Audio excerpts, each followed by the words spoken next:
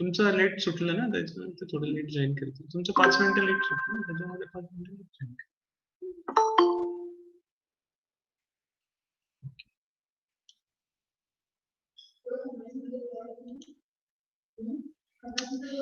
So good afternoon, friends. I welcome you all. In today's session,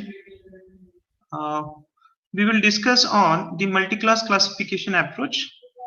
So before that, let's take a recap of what we have seen in the last video session. So we talked about the binary class classification and assessing the performance of binary class classification using contingency table, or we can also call it as a confusion matrix. So we have seen what are the different parameters used to assess the classifier using confusion matrix. So may it be true positive rate, false positive rate, false negative rate, false positive rate. Then it may be accuracy, error rate, F1 measure, F1 score, precision. So recall is nothing but the true positive rate, which I have already mentioned. Then specificity also indicates the true positive rate. Sorry, sensitivity indicates the true positive rate, whereas the specificity, it represents the true negative rate. We have also talked about how to find out the precision. Only the point which was left from that topic was the confusion of the formula which is used to calculate the F1 score. So the formula to calculate the F1 score is 2 into false negative into false positive divided by false negative plus false positive. So this is the corrected formula to calculate the F1 score. So all of you please note that the formula that you have used is also right, but the ideal formula, I have gone through the different reference books where I found the formula to calculate the F1 score is 2 into Fn into Fp divided by the sum of Fn plus Fp. So in today's class, we'll discuss the multi-class classification. So the points which is to be discussed under this topic is the construction of multi-class classifier, the different approaches to construct the multi-class classifier, then error correcting output class approach, and then we'll see assessing the performance of multi-class classifier. So let's start. Now in multi-class classification, same setup is there where we have a set of features for each examples. Now rather than just 2 labels, now we have 3 or more output class labels. So this is one of the example which is depicted here. So you can find out, you can observe here that the number of output class labels are more than 2. So this is typically a fruit classification problem where we have to classify the given fruit to its output class, and you can observe that there are 4 different types of fruits here: apple, orange, banana, and pineapple. So what are the real world multi-class classification problem? So the document classification, where you have different types of documents. It may be scientific, it may be astrological document, it may be official document, it may be you can say that a very generalized document, or you can say that it's a textbook document, and so on. So document classification is one of the example of multi-class classification. Then comes the protein classification, handwriting recognition, face recognition, sentiment analysis, whether you are happy, you are angry, or the mood is okay. So this kind of sentiment analysis is also one kind of multi-class classification problem. Then you have autonomous vehicle classification problem, whether to take left turn, whether to take right turn, whether you want to stop the car, whether you want to accelerate the car at the higher gear, and so on, right? So there are multiple classes. Then emotion recognition is one thing, right? So this is also one kind of multi-class classification problem. Well, Now we'll see what is this multi-class classification and how we can achieve the multi-class classification. So face recognition is also one kind of multi-class classification problem where you have the face of different people. So each people represent one output class label. So if you have 100 people to recognize, then there would be 100 output class labels. So again, it is a kind of multi-class classification problem. Now the question is that for the multi-class classification, can we use any of this classifier which is mentioned or shown on this slide? Please tell me. Can we use any of this classifier? Can we use this classifier for this multi-class classification problem, or we should use this, or we can use this? What is your guess? Clustering one. Okay, so yes, right. So left side, one student is saying that the left side classifier we can use, but remember, even we cannot use the left side classifier, because the problem that we are solving, it basically consists of 4 different types of fruits, and using this classifier I can classify only 3 classes. So maybe this is one class, this is second class, this gives me the second class classification, and this gives me the third class classification. But if I have more than 3 classifiers, okay, what I mean is if I have more than 3 classes, let's say that I have 5 classes to classify, right? In that case, this classifier won't work. Well, so that's what we are going to see in the next slide.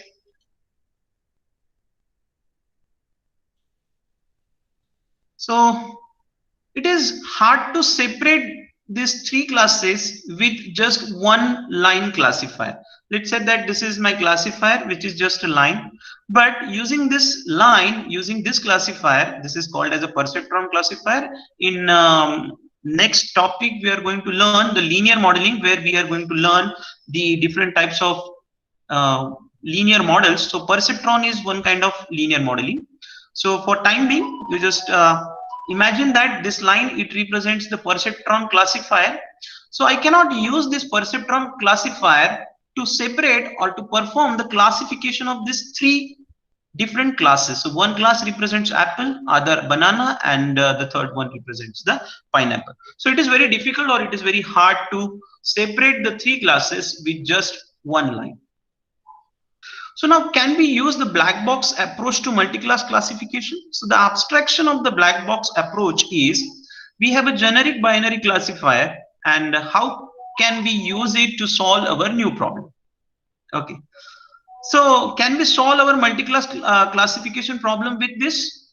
Yes. The answer to this question is yes. We can solve a multi-class classification problem using this black box approach or using a binary classifier. So how, that we are going to see in upcoming slides.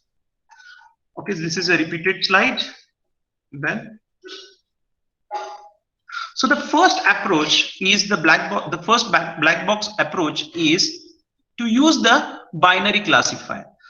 The way we use the binary class classifier to achieve the task of multi-classification is called as one versus all approach.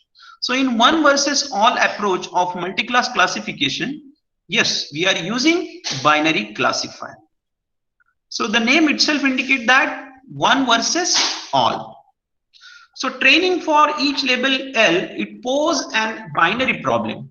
So all examples with the label L are positive and all other examples are negative.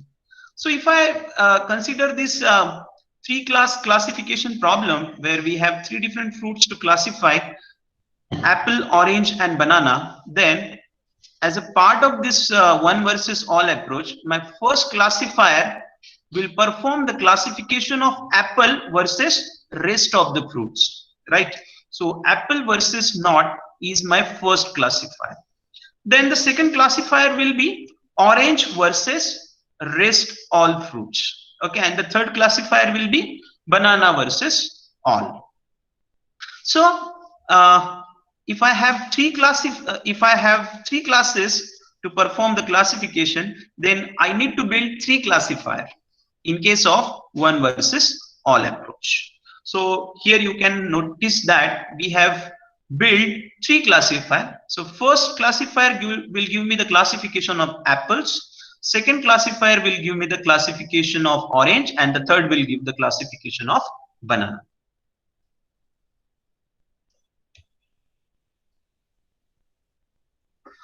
Okay, so now let's assume that we have used this one versus all approach, linear classifiers. So we have built three linear classifier. So the first red line linear classifier will give me the classification of banana, green will give me the classification of pineapple, and this yellow linear classifier, this yellow line will give me the classification of banana. Okay, now let me take a pen so that I can mention here. So this red line will give me the classification of apple, green line will give me the classification of pineapple, and this yellow line, it gives me the classification of banana. Now if this is the case, I'm using three different classifiers that you have notified here. My question is that, let's say that a new instance is introduced at this point, then of course we can easily classify it. So how do we classify? To which class we classify this instance? So this instance will be classified to a pineapple class. So as we know that anything that lies after this green line will be classified as pineapple, and hence will classify this new test instance as a pineapple class instance. Then my next question is that how do I classify the instances which lies in this region? Any guess? Any guess? Sir, it might be apple or might be some other fruit which cannot be of fourth type. No, but I have to classify this fruit to some class, either to pineapple, apple, or banana, right? So one thing is very clear, the instance which is lies here. So we have been dealing with the problem whether to classify this instance to the banana class or pineapple class, because this instance is particularly lie in the overlapping region of this banana and banana and the pineapple class. But when I'm dealing with this instance, this new test instance, which lie in this overlapping region of these three classes, I have a very difficult problem to classify this instance whether to the apple class, whether to pineapple class, or to the banana class. So in this case, I need to reconstruct my linear classifiers, and in the next slide you can see the classifiers that we get after reconstructing them will look like this. Okay, so my problem is whether to classify this instance to these three classes or this instance to these two classes. So I have reconstructed my decision boundaries. So what does the decision boundary will look like? So my decision boundary will look like this. Now this will clearly gives me the classification of any instance. So any instance, if instance lies here, the instance which lies here will be classified to the apple class, and the instance which was lie here, it will be classified to a banana class. So in this case, what we have done is we have updated the classification parameter of a perceptron linear classifier. We have adjusted the weight of linear classifier. We have reconstructed our classifier, and then we are trying to correctly classify the instances which are misclassified in the previous case. So जो भी instances, ये दो instances जो misclassify हो रहे थे, so after updating the weight of perceptron linear classification, I have reconstructed my perceptron classifiers, and now the resultant perceptron classifier will give me the correct classification of these two test instances. So this instance will classify to apple class and this instance will classify to banana class. Well, so in one versus all approach, the classification is like that. If a classifier doesn't provide the confidence, this is rare, and if there is an ambiguity, then pick the majority in conflict. Otherwise, pick the most confident positive class. If none of the class vote for positive, then pick the least confident negative class. Okay, so this prediction is equal to B plus WI I is equal to 1 to n. This is basically gives me the updated weight of my perceptron and which gives me the distance of my linear classifier from the hyperplane. Let's go to the next approach, that is all versus all or one versus one. So the name itself indicates, or you might have understood from this name.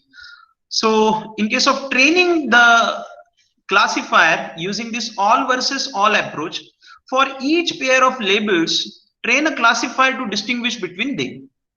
Okay, so for I is equal to 1 to number of labels, for k is equal to I to 1 to number of labels. Okay, so 1 to number of labels means what? The number of output class. If I have output class to be 4, then the value of I will be 1 to 4.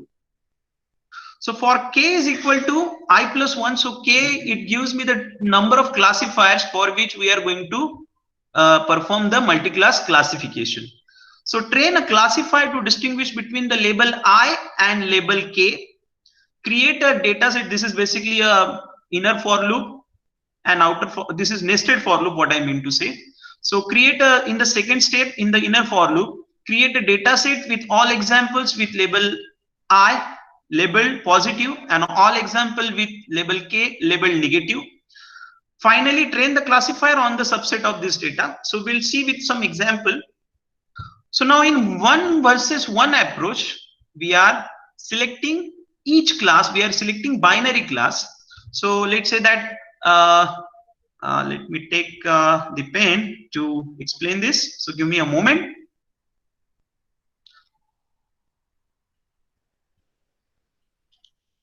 Okay, so this is my one versus all approach. So what I am doing is, so let's say that the value of I is 4. So k, we are taking, this is my outer for loop and this is my inner for loop. Okay, so k is equal to 1 to n, I is equal to 1 to n, right? Or you can call it as 1 to k. Okay, so I'm selecting the first class, apple, and I will go to the next class, that is I plus 1. So my I plus 1 in this case is orange. Okay, then I will perform the binary class classification for these two classes, right? So first, let me go back. So this first loop or the first iteration of this two nested for loop will give me the classification of apple versus orange. The next iteration, I will get the classification of apple versus banana, or maybe orange versus banana. And in the third iteration, I will get the classification or binary classification of apple versus banana. Okay, so here you can see that. So apple we have represented here as the positive class and orange is represented as negative class. Same in this case, orange is represented as positive class and banana is represented as negative class. Here in this case, apple is represented as positive class and banana is represented as negative class. So every class will be classified with the another class using binary class classification approach. So thereby we are actually achieving the multi-class classification. So one versus one. This is the second approach. Now, if this is the case, then what would be the class of this new instance? Okay, I have built the three different classifiers, the binary classifiers, which gives me the classification of two classes. But based on this, let's say that I have introduced a new test instance. I supposed to predict the class of this orange, right? To which class this instance should be classified. So looking at the picture physically, we can clearly say that this fruit should be classified to a orange class. But let's say that will it be really we'll give this orange to the first class, that is apple versus orange, and this first classifier, it has classified this fruit as orange. Then give this test instance to the next class, that is apple versus banana, and this class predicted this orange as apple. Give this fruit to the third classifier, that is orange versus banana classifier, and this classifier has correctly classified this fruit. Now we have got three different output for this test instance. Now as per the one versus one approach, if you go back and if you remember this, train the classifier on this subset data and pick the majority of label, right? So we know that majority of classifier has classified this this test instance as orange, and because the majority is to the orange class, hence we classify this fruit to the orange class. So that is what mentioned in this slide. So to classify the example E, to classify the test instance orange, we classify that test instance with each classifier. So we have a few options to choose the final class. Take a majority vote, take a voted vote based on the confidence. So score of the positive class and the score of the negative class.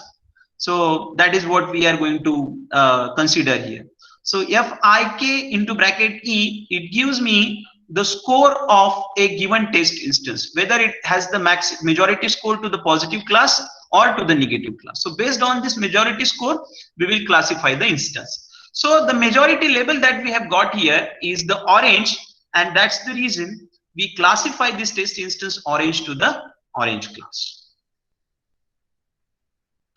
Now, how should we evaluate the multi-class classification performance? So I hope you have understood what is multi-class classification. Is there any problem in understanding this? Type in the chat box whether you have difficulty in understanding in multi-class classification. So far we have seen two approaches of multi-class classification. One is one versus all. That means pick the one class and perform the classification of that class with the rest of the class. And the second approach is one versus one. So we are selecting two output classes and we are performing the classification. And likewise, we will select the pair of classes and we build the corresponding n classifiers to perform the classification. And then we'll choose the majority label of the classifications of binary classifier or the output of the binary classifier. Based on that, the given test instance will be classified. So is there any problem? Type in the chat box. If you have any problem, I will go slowly or I will repeat these two concepts once again. I will take revision of these two. Any problem? Type in the chat box because looking at your response, I am feeling that students are sleeping actually. So Shweta Shardul is saying that short revision. See, in one versus all approach, what we are doing, we are using only binary classifiers. Okay, in both the cases, in one versus all or in case of one versus one, we are using binary classifier.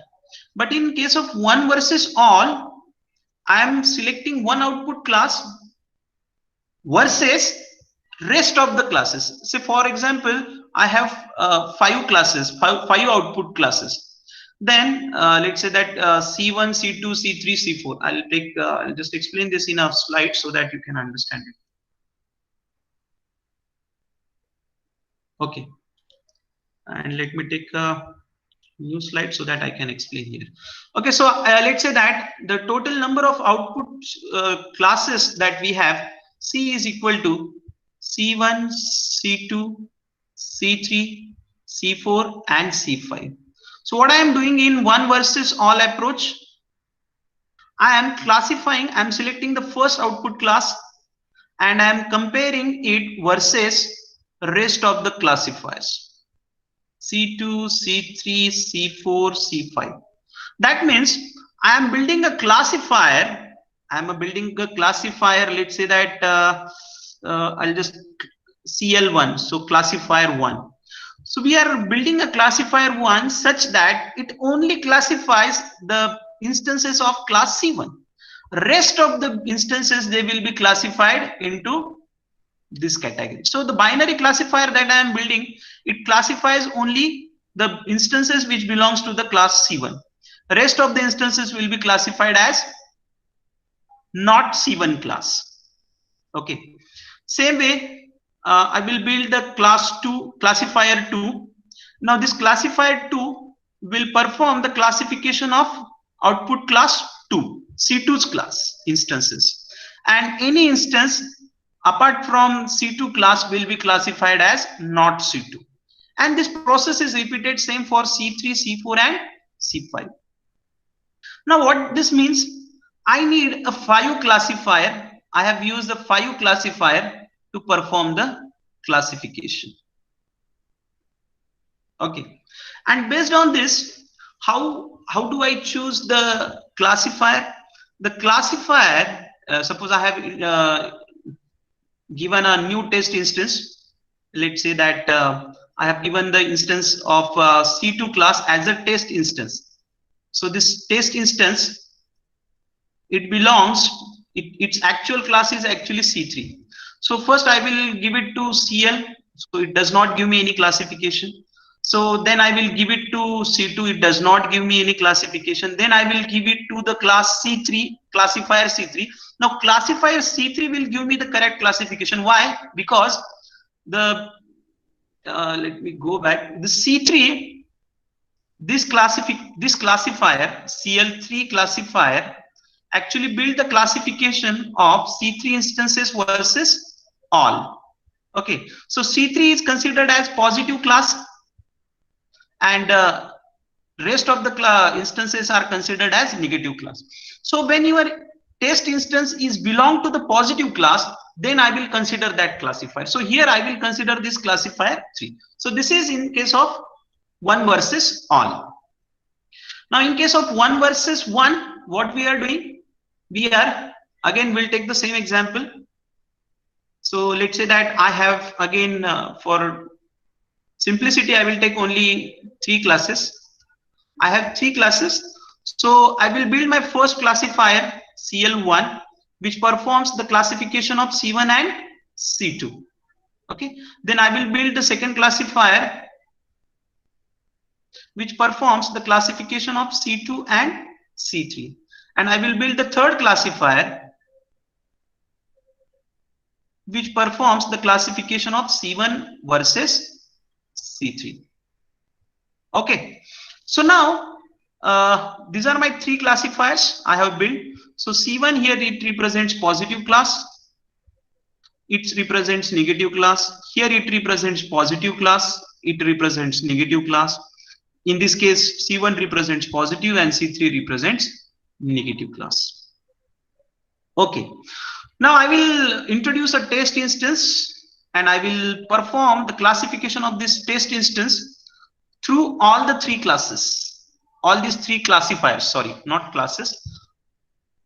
I will give this test instance as an input to these 3 classifiers, classifier 1, classifier 2 and classifier 3. Now let's say that this test instance is actually belong to C2. Okay. Then in that case, this classifier has given me the classification of this instance to be C2. This classifier has given me the classification of this instance as C2. This classifier has given me the classification output as C3. Now, what is the majority output label of class for this test instance? Shweta, can you tell me?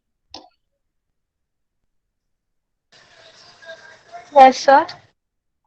Which is the majority output class label for this 3 classifier?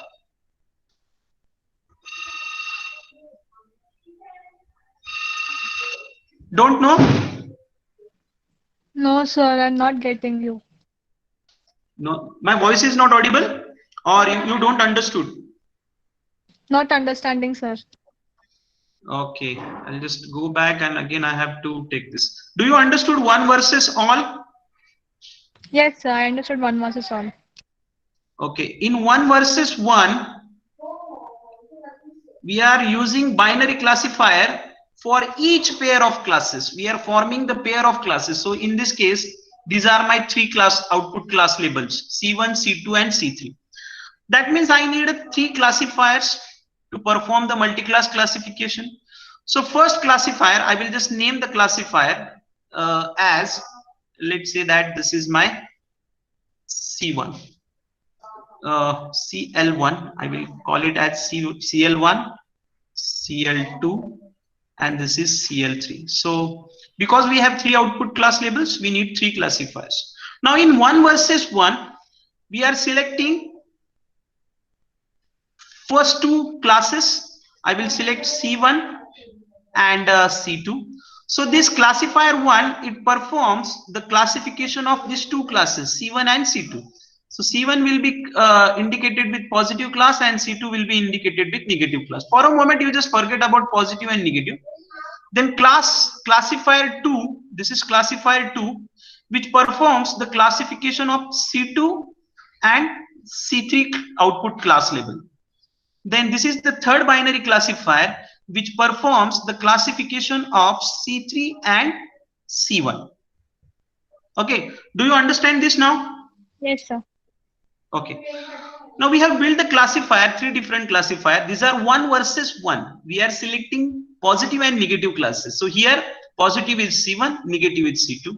Here positive is C2 and negative is C3. And if you remember one versus all approach, what we have considered? We have considered C1 against all the remaining classes. That means C2, C3, and if there are four classes, then C4, right? But here in this case, one versus one approach, we are not considering the one versus all the classes. We are considering one versus one class, that is for binary classification. So yes, we are using the binary classification approach. Okay, we do not have any other choice rather than using a binary classifier. And we know that binary classifier is used to perform the classification of two classes. So that's the reason we have selected here two classes, C1 and C2. For the second classifier, we have selected C2 and C3, or second classifier is built to perform the classification of these two classes, C2 and C3, and so as the third classes. Now my question is that if I have introduced a new test instance, TE, okay, now we know that test set is also a part of your original data set where the output of your test instance is always known. Only the difference is that the classifier that we have built, they have been built using the trained data set whose labels are known. Okay, the instances whose labels are known. Now, T is the test instance whose label is not known to the classifier 1. But because it is a part of original data set, we know the actual class of the test instance T. So now let's see that let's assume that the output or the actual class of this test instance TE is C2. Now we will give this test instance to our classifiers, three different classifiers, and we'll see what is the predictions of this classifier. So far, do you understood? Yes, sir. Okay, fine. Now I have given this test instance to the first classifier, and first classifier has predicted this the class of this test instance as C2. Okay, then I have given this test instance to the second classifier. Okay, I have given the test instance to the second classifier, and this class has also predicted this test instance as C2's class instance. Then I have given this test instance to my third classifier, and now this classifier, this third classifier, has given me the prediction of this instance to the class 3, output class 3. Now I cannot take the any one classifier's result. मैं यहाँ पे सिर्फ classifier 1 का result नहीं ले सकता हूँ या सिर्फ क्लासिफायर 2 का और क्लासिफायर 3 का. I have to look at the prediction of all these 3 classifiers. So when I look at the prediction of all these classifiers, 3 classifiers, I found that the first 2 classifier 1 and classifier 2, they have classified this test instance to the class 3, whereas the classifier 3 has classified my instance to or predicted my instance to be the class 3. ये test instance का class उसने C3 बताया. Now if I take the majority class label कौन से class का है? C2. C2. And that's the reason C2. and that's the reason we will classify the given test instance to the class C2. तो जो भी नया test instance आएगा उसको आप ऐसे ही इवैल्यूएट करोगे. You will give that test instance to each classifier, each of this 3 classifier, find the prediction of this classifier based on the majority class level. अभी यहाँ पे मेजॉरिटी क्लास लेवल किसको गया है? C2 को गया है, right? C2 has the majority of 2 and C3 has majority of 1, or the you can say that the score of 1. So the majority score, it goes to class C2, and that's the reason the final classification of this test instance will be performed to class C2. C2. Got it? Yes, sir. And sir, if that positive negative class thing is there, so if we No. consider Actually, you don't go into the positive and negative. Okay. Okay, sir. That's not basically important here. Important is, for me, it's C2, right? Yes, sir. What is the class label, C1 or C2? That is important for me. Even if let's say that in this case, if I consider this is positive and this is negative, then C2 is actually belongs to negative class, but the classifier 1 has gives me the label of this test instance to be the class C2. Okay, even this classifier in this case it belongs to positive. So even if it is a positive, and if I give this test instance to this classifier 2, it gives me the label as C2. You just focus on the label, don't go into the positive and negative. Okay, sir. Otherwise it will be confusing you. Anything else, friends? Time is up. So Yes, sir. So that's what mentioned here. Score of I and its output class label. Okay, what is the output class label and what is the score for K, that is for the next class. So depending on that, now here let's say that C2 label, the score of C2, why it's let's say that C2. This is my C2 and this is my C3. So the score of C2 that we got is 2 and the score of C3 that we got is 1. So now we'll take a majority vote. The majority vote of classification for the test instance, it goes to class C2, and that's the reason we are choosing the final class of the given test instance to be C2. So I'll take just 1 minute more just to explain the next slide, because still we are discussing the evaluation part. Now, how should we evaluate? Let's say that these are the labels and these are the prediction of our classifier. So the prediction of this instance by our classifier is orange. Then the second instance classification is correct. So out of these 6 instances, 4 instances are correctly classified by our classifier. Okay, using this multi-class classification approach of 1 versus 1. Okay, then we know that how do we calculate the accuracy. So the accuracy of this instance will be 66%, right? So 4 divided by 6, total number of instances are 6. Out of that, 4 instances are correctly classified. So accuracy that we got is 60.66%. Sorry, 66%. Now, in case this is a data imbalance problem, that the second instance label and its prediction is not given. The label of the second instance is not given. So this is called as the data imbalance problem. where there are missing values of the instances. And then this macro averaging and micro averaging, these are the two new concepts for evaluating the multi-class classification approach that I will take in the next lecture. So if you have any problem, please let me know. Otherwise, we will stop here.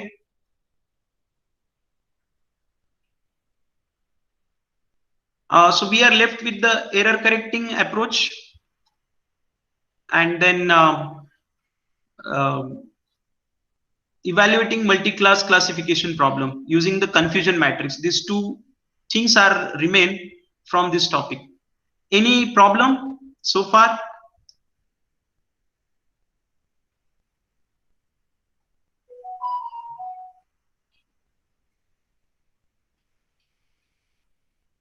Any problem? Please tell me, otherwise No problems. I assume that nobody understood. Understood, sir. Okay, Understood, sir. good. Pranjal, Revati, so many students are there. Apurva, Atharva, Chandan, Divya, Ganesh. You can type in the chat box.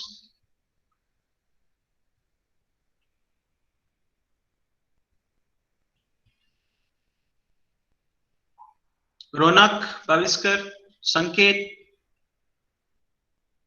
Tejal, Vishaka More. Is there any problem?